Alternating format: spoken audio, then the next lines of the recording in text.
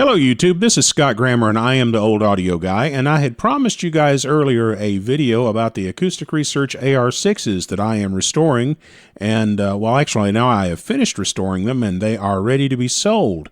These come in the original packing cartons, shipping cartons, and here's a picture of those, and that includes the cardboard that was used in the top and the bottom to suspend the speaker inside the box, and also the four corner pieces inside that keep the sides of the speaker away from the sides of the box.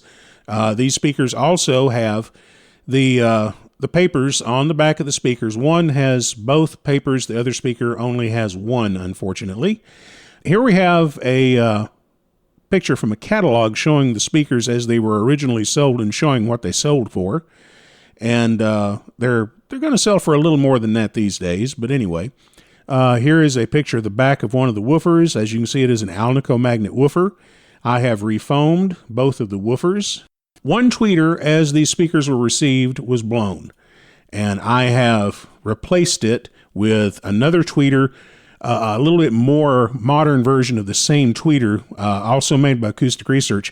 The original, as you can see here, this is the good one, and in this next picture you see the replacement tweeter that I've put in the second speaker. This is out of an Acoustic Research Rock partner. It's the same tweeter, just 30 years newer manufacture. So the crossovers have been rebuilt. Here we have a picture of the crossover as it originally was, and you can see the large box capacitor in the top right-hand corner of the crossover board.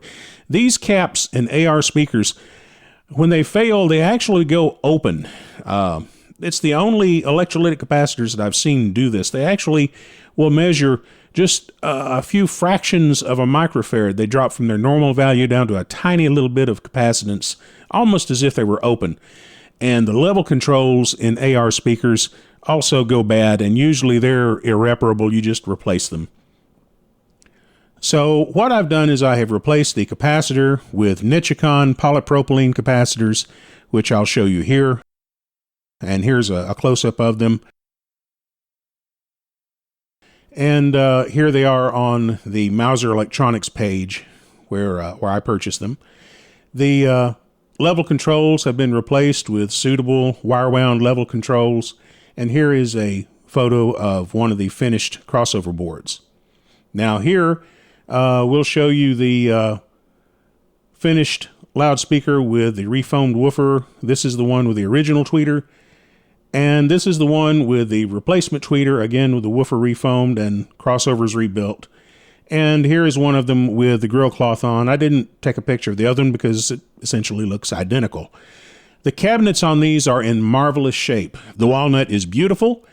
I have given them a light coat of clear oil, which just brings out the gloss in the wood, and they are in marvelous shape. The grill cloths look like they're 50 years old because they're 50 years old. I haven't tried to do anything to the grill cloths.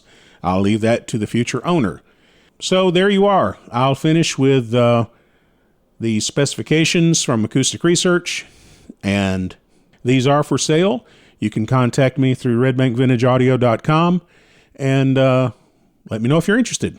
Thanks a lot. Bye-bye.